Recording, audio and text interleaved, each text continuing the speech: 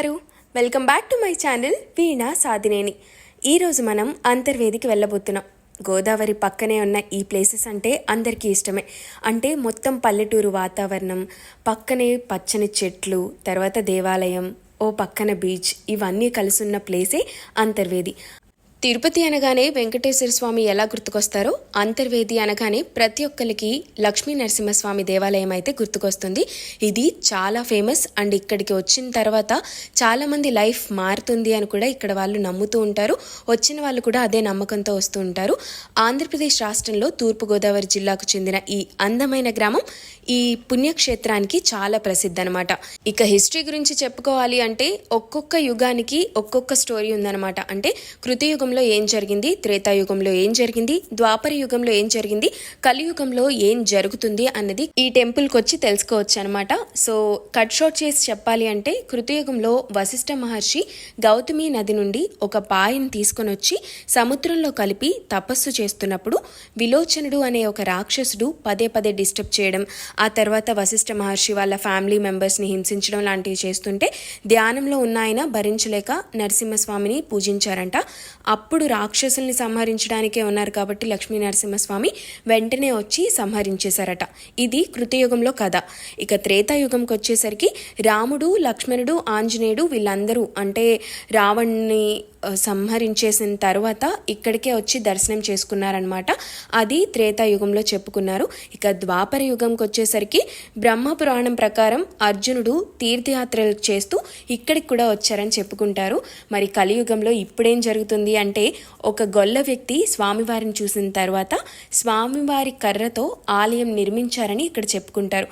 దాదాపు 200 సంవత్సరాల క్రితం ఈ టెంపుల్ అయితే నిర్మించారు. మనం కూడా దర్శనం చేసుకొని ఆ తర్వాత ఇలాగా చూసుకుంటూ వచ్చామన్నమాట. చాలా అంటే చాలా ప్లెజెంట్గా ఉంది లోపలికి వెళ్ళిన తర్వాత.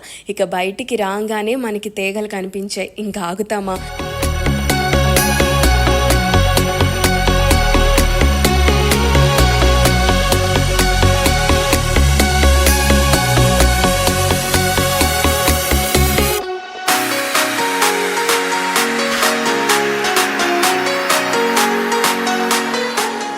అంతర్వేదికి ఎగ్జాక్ట్గా 3 కిలోమీటర్స్ డిస్టెన్స్లోనే అన్నాచెల్లెల గట్టు ఉందన్నమాట. అందరూ కూడా లక్ష్మీ నరసింహస్వామి దేవస్థానం దర్శనం అయిపోయిన తర్వాత బై డిఫాల్ట్గా వెళ్ళే ప్లేస్ అన్నాచెల్లెల గట్టు. అన్నాచెల్లెల గట్టు ఎందుకు అంటారంటే నేను వెళ్ళేటప్పుడు చెప్తాను. సో ఇదంతా కూడా బోటింగ్ ప్లేస్. మేమైతే ఒక బోట్ ఎక్కేస్తున్నాము. ఈ బోట్ పర్ హెడ్కి ఛార్జ్ చేయడం లేదు, అంటే ఒక ఫ్యామిలీకి 2500 వరకు ఛార్జ్ చేస్తారు. మనకి అన్నాచెల్లెల గట్టు తీసుకెళ్ళడం, తర్వాత ఇవన్నీ చూపిస్తారు, మడ అడవులకి వెళ్ళటం, ఇవన్నీ ప్లేసెస్ చూపిస్తారనమాట. దానికి నేనైతే రెడీ అయిపోతున్నా ఆ ప్లేస్ చూడడానికి. సో మా మమ్మీ తర్వాత మా టీం అందరూ కూడా లోపలికి అయితే వచ్చేసారు.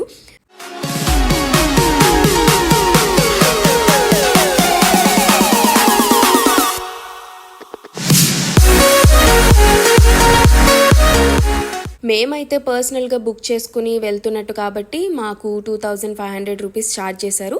నార్మల్ డేస్లో అయితే 150 నుంచి 350 వరకు వాళ్ళ రష్ని బట్టి అక్కడున్న బోటింగ్ వాళ్ళు ఛార్జ్ చేస్తారనమాట. మేమైతే మా షికార్ స్టార్ట్ చేసేసాము. ఇప్పుడే బోట్ కూడా స్టార్ట్ అయ్యింది. ఇక్కడ ఒక ఇంట్రెస్టింగ్ స్టోరీ చెప్పాలి అంటే మేము లాస్ట్ టైం అంటే నేను ఒక 10 years బ్యాక్ వెళ్ళినప్పుడు చాలా అంటే చాలా బ్యాడ్ ఇన్సిడెంట్ ఒకటి జరిగింది. అందువల్ల కొంచెం భయంగానే లోపలికి వెళ్ళాము. లోపలికి వెళ్ళినప్పుడు కూడా మా మమ్మీ ఆ ఇన్సిడెంట్ని గుర్తు తెచ్చుకొని చాలా ఫియర్ అయిపోయారనమాట. సో ఆ ఇన్సిడెంట్ ఏంటి అంటే ఎప్పుడైనా సరే నదులకైనా సముద్రం దగ్గరికి వెళ్ళేటప్పుడు పౌర్ణమిలో ఎట్టి పరిస్థితుల్లో వెళ్ళకూడదు, వెళ్ళొద్దు కూడా. ఎందుకంటే ఆ టైంలో ఆటుపోట్లు అంటే అలలు చాలా దారుణంగా ఉంటాయి అండ్ బోట్ ఖచ్చితంగా ఒక స్ట్రైట్ ఫార్వర్డ్లో అయితే వెళ్ళదు. మేము 10 years బ్యాక్ వెళ్ళినప్పుడు పౌర్ణమి రోజు అసలు జనాలు ఎవరు కూడా లేరనమాట. మేము వెళ్ళేసరికి అప్పటికి ఆ బోటింగ్ నడిపే వాళ్ళని అడిగామన్నమాట, ఏంటి ఇది ఒక మంచి టూరిస్ట్ ప్లేస్, అన్నాచెల్లెల గట్టు ఇంత పవిత్రమైన ప్లేస్, జనాలు ఎవరు లేరు ఏంటి అనుకుంటూనే వెళ్ళాము. సో మేము ఒక్కళ్ళమే ఉన్నాం కాబట్టి మాకు చాలా తక్కువ ఛార్జ్ చేస్తూ లోపలికైతే తీసుకెళ్లారు. సో తీసుకెళ్ళినప్పుడు ఏమైందంటే ఆయిల్ అయిపోయింది అని చెప్పేసి మధ్యలో అంటే ఎగ్జాక్ట్గా నది మధ్యలో యాంకర్ ఒకటి కిందకేసేసి అలా లైఫ్ జాకెట్లు వేసుకొని మేము అలా కూర్చొని ఉన్నాము. అంటే ఎటు వెళ్ళడానికి లేదు, ఆల్రెడీ మధ్యలో ఉన్నాం కాబట్టి సిగ్నల్ రావడం లేదు. చాలా అంటే చాలా భయం వేసింది, ఎందుకంటే కమ్యూనికేషన్ చేయడానికి కూడా ఎవ్వరూ ఆ కనుచూపు మేరలో ఎవరు లేరనమాట. ఇంకా భయంతోనే అలా కూర్చొని వేరే వాళ్ళు ఎవరైనా వస్తారా సాయం చేస్తారా అన్నట్టుగా సైలెంట్గా కూర్చున్నాం అనమాట. కానీ గోదారమ్మ మాత్రం ఏమాత్రం కూల్గా లేదు ఆ రోజు. కానీ ఈరోజు చాలా అంటే చాలా ప్లెజెంట్గా ఉంది అండ్ మినిమల్గా ఉన్నాయన్నమాట అలలు కూడా. ఇప్పుడు నది దగ్గరే ఉన్నాం కాబట్టి నదుల దగ్గర అలలు ఎక్కువగా కనిపించడం లేదు. మా తర్వాత అంటే మా పక్క నుంచి బోట్లు వెళ్ళటం, తర్వాత చాలామంది పర్యాటకులు రావటం అవన్నీ కూడా మేము చూసుకుంటూ వెళ్ళాము అండ్ వాటర్ని ఎంజాయ్ చేస్తూ కూడా వెళ్ళాము. ఈ స్టోరీ అయితే ఏదో భయపెట్టాలని కాదు, జస్ట్ జాగ్రత్త చెప్తున్నా అనమాట. మీరు ప్లాన్ చేసుకున్నప్పుడు చాలా జాగ్రత్తగా పౌర్ణమి రోజు మాత్రం వెళ్ళకోకుండా చూసుకోండి. అలా భయంగా చూసిన నదిని ఇప్పుడు ఇంత కామ్గా చూడడం నాకు కూడా చాలా బాగా నచ్చింది. మనకి లైట్ హౌస్ కూడా కనిపించింది వెళ్తున్నప్పుడు. అండ్ ఎప్పుడెప్పుడు సముద్రాన్ని చూస్తామా అని చెప్పేసి వెళ్తున్నా. సో బేసిక్గా దీన్ని అన్నాచెల్లెల గట్టు అని ఎందుకు అంటారంటే నదిని చెల్లిగా సముద్రాన్ని అన్నగా పోల్చుతారనమాట. మధ్యలో ఒక గట్టులాగా ఉంటుంది, అంటే సముద్రానికి నదికి మధ్యలో ఇసుక మేట ఒకటి ఉంటుందన్నమాట. అది ఒక చిన్న బార్డర్ లాగా కనిపిస్తూ ఉంటుంది. దాని వల్లనే ఈ డిఫరెన్స్ కూడా మనకి కనిపిస్తుంది అనమాట, ఏది సముద్రం ఏది నది అని చెప్పేసి. అండ్ వాటర్ కూడా ఒక సైడ్ అంతా కూడా చాలా స్వచ్ఛంగా ఉంటాయి, ఇంకొక వైపు అంతా కొంచెం బురదగా ఉన్నట్టు కనిపిస్తూ ఉంటాయి అనమాట. ఆ వాటర్ డిఫరెన్స్ మనకి పైనుంచి చూస్తే తెలుస్తుంది. ఆ విజువల్స్ నేను మీకు పైనుంచి అంటే డ్రోన్ విజువల్స్లో మీకు చూపిస్తాను, ఎంత క్లియర్గా డిఫరెన్స్ తెలుస్తుంది, అసలు అలలు ఎక్కడి నుంచి స్టార్ట్ అవుతున్నాయి అండ్ నది అయితే ఎలా ఉంది అని క్లియర్గా కనిపిస్తుంది. మేమైతే ఆల్మోస్ట్ రీచ్ అయిపోయాము. అక్కడే మాకు వేవ్స్ కూడా కనిపించాయి. ఫుల్ థ్రిల్ అయిపోయాం ఆ వేవ్స్ని చూసి.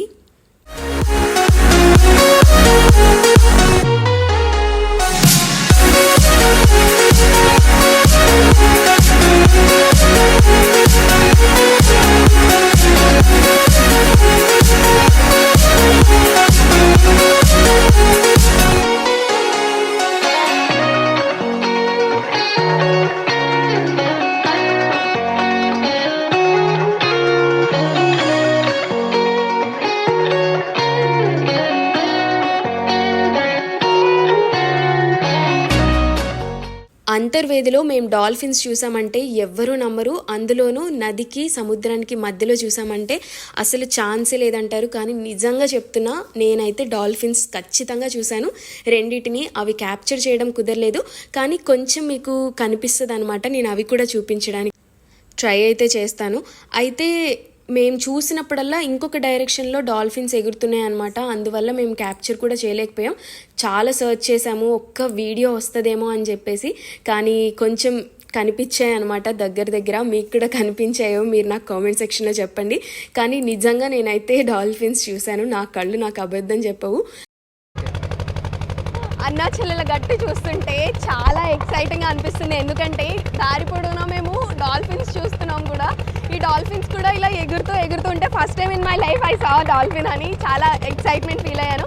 అండ్ ఈ ప్లేస్ చాలా బాగుంది, ఎందుకంటే అటువైపు బోట్స్ ఉన్నాయి, వాళ్ళందరూ అర్లీ మార్నింగ్ లేచి ఫిషెస్ కోసం అవన్నీ పట్టుకోవడం కోసం లేస్తారంట, మార్నింగ్ వేస్తారంట. అక్కడ లైట్ హౌస్ ఉంది అండ్ ఈ నది సముద్రం కలిసే ప్లేస్ కాబట్టి ఈ ప్లేస్ చాలా స్పెషల్ అని కూడా చెప్పుకోవచ్చు. అండ్ మనం అక్కడ బోట్ ఎక్కిన ప్లేస్ అది. మనం ఇప్పుడు బోట్ ఎక్కేసి అన్నాచెల్లగట్టు చూసేసి మళ్ళీ అటే వెళ్తున్నాం. అండ్ నెక్స్ట్ ఇక్కడ నుంచి మడ అడవులు మొత్తం దట్టంగా ఉంటాయంట, అవి కూడా తీసుకెళ్తా అని చెప్పారు. అవి కూడా చూసిన తర్వాత అవి ఎలాంటి ఫీల్ ఇస్తున్నాయో, అక్కడ ఎక్సైటింగ్గా ఇంకేం కనిపిస్తాయో అక్కడికి వెళ్ళాక చూద్దాం.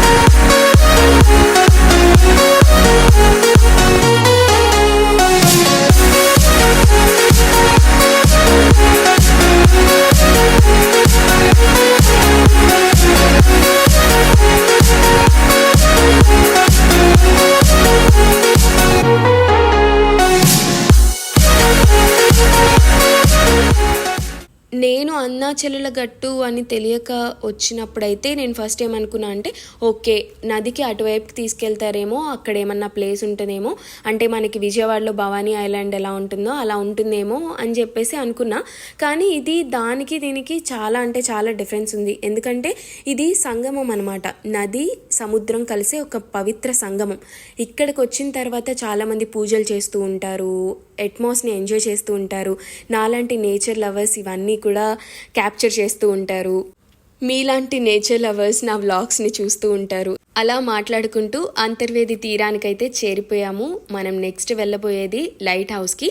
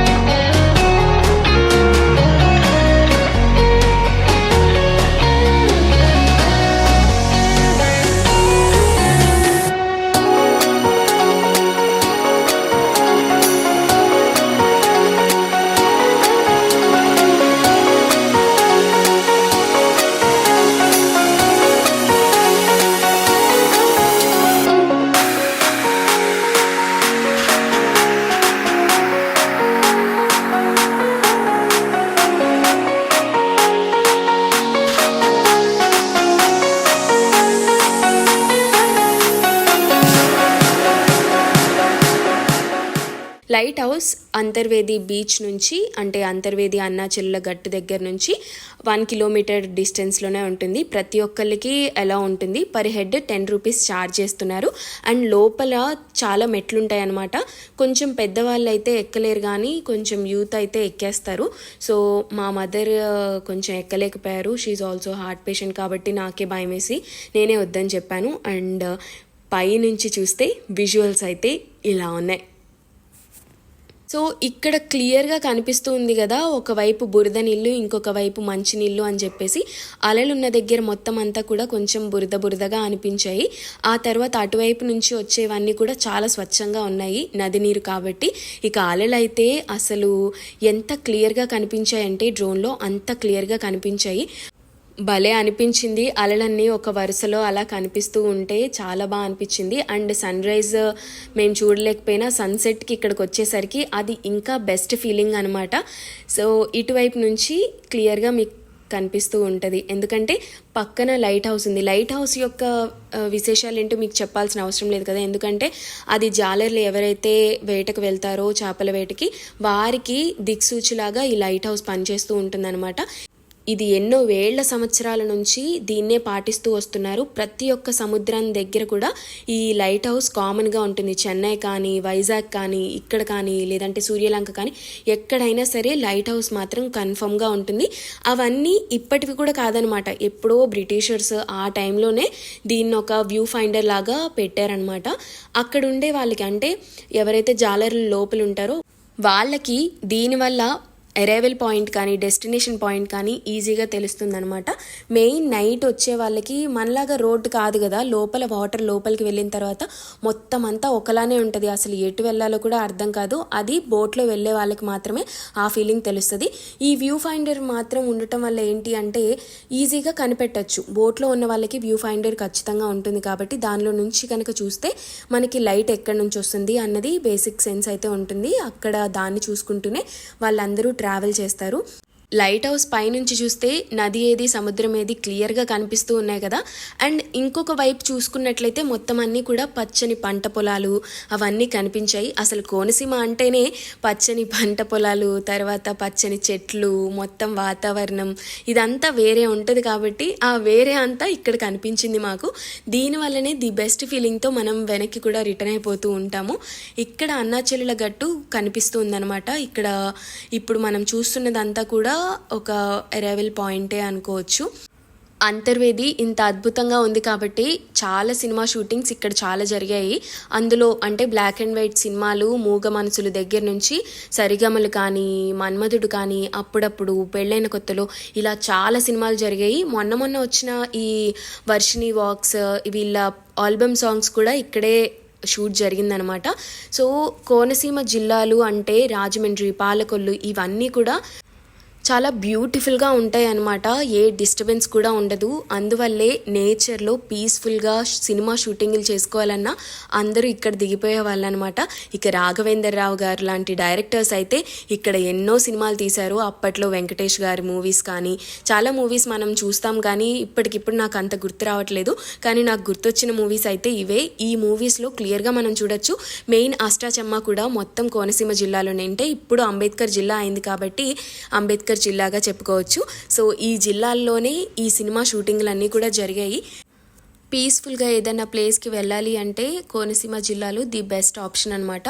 డివోషనల్ టూర్గా చాలా ఎక్కువ మంది వస్తూ ఉంటారు. అంటే ఇక్కడ చాలా దేవాలయాలు ఉన్నాయి కాబట్టి వాటిలో దర్శనం చేసుకోవడానికి, తర్వాత పక్కనే ఉన్న ఇలాంటి ప్లేసెస్ని పర్యాటకంగా చూడటానికి రావచ్చు. మరి అంతర్వేది వరకు ఎలా చేరుకోవాలి అంటే ఈస్ట్ గోదావరి నుంచి వెస్ట్ గోదావరి నుంచి ఈజీగా చేరుకోవచ్చు. విజయవాడ నుంచి అయితే 200 కిలోమీటర్లు ఉంటుంది. ఇక ఏలూరు నుంచి 140 కిలోమీటర్స్, ఆ తర్వాత రాజమండ్రి 100 కిలోమీటర్స్, కాకినాడ అయితే 111 కిలోమీటర్లు, రావులపాలెం అయితే 63 కిలోమీటర్లు, రాజోలు అయితే 27 కిలోమీటర్లు, ఆ తర్వాత నర్సాపురం 29 కిలోమీటర్లు, సకినేటిపల్లి నుంచి 19 కిలోమీటర్ల వరకు అంతర్వేది ఉంటుందన్నమాట. అక్కడి నుంచి ఈజీగా చేరుకోవచ్చు. మీరు మెమరీస్ కోసం, పర్యటన కోసం ఇలా వచ్చిన వాళ్ళు అయితే సకినేటిపల్లిలో పడవ ప్రయాణం ఖచ్చితంగా చేయండి. చాలా చాలా బాగుంటుంది. సకినేటిపల్లి రేవ్ నుంచి నరసాపురం రేవ్ వరకు మీరు పంటి ప్రయాణంతో వచ్చేయచ్చు. ఆ తర్వాత అక్కడి నుంచి బస్సెస్ కానీ లేదంటే ఆటోస్ కానీ ఉంటాయి. 21 కిలోమీటర్స్ ఉంటుంది నరసాపురం దగ్గర నుంచి. ఇలా అయితే డిస్టెన్స్ చాలా తగ్గుతుందనమాట. అలా ప్లాన్ చేసుకొని వస్తే మీరు ఈ మొత్తం ఎంజాయ్ చేసి ఈ టూరిస్ట్ ప్లేసెస్ అన్నీ కూడా కవర్ చేసినట్టు, ఆ మెమరీస్ని ఎంజాయ్ చేసినట్టు కూడా మీకు ఆ ఫీల్ కలుగుతుంది. ఇక ట్రైన్లో రావాలి అంటే నరసాపురం చాలా దగ్గరలో ఉన్న రైల్వే స్టేషన్ అనమాట. ఇది ఆల్రెడీ మెయిన్ స్టేషనే కాబట్టి ప్రతి రైలు దీని మీదుగా వెళ్తాయి. కానీ ఆగేవేంటో చూసుకొని ఎక్కడం బెటర్. హైదరాబాద్ నుంచి అయితే నర్సాపూర్ ఎక్స్ప్రెస్ డైరెక్ట్గా ఉంటుంది. డైరెక్ట్గా నర్సాపురంలోనే దిగుతుంది. అక్కడ నుంచి మీరు సకినేటిపల్లికి వచ్చేసి అక్కడ నుంచి అంతర్వేదికి మీరు బస్సెస్ అవైలబుల్ ఉంటాయి కాబట్టి అలా ప్లాన్ చేసుకొని వచ్చేయచ్చు. ఇక్కడ నుంచి అక్కడికి అంటే సకినేటిపల్లి నుంచి నర్సాపూర్కి, నర్సాపురం నుంచి సకినేటిపల్లికి బోట్ ప్రయాణం జరుగుతూనే ఉంటుంది అనమాట. సో అలా ప్లాన్ చేసుకొని మొత్తం ఒక మెమరబుల్ ట్రిప్ అయితే చేసేసుకోవచ్చు. కానీ ఒకటే ప్రాబ్లం ఏంటి అంటే ఇక్కడ ఉండటానికి ఎక్కువగా ఉండవు అనమాట. ఇప్పుడిప్పుడే కొంచెం ప్రైవేట్ లాడ్జెస్ కానీ హోటల్స్ కానీ స్టార్ట్ అవుతున్నాయి.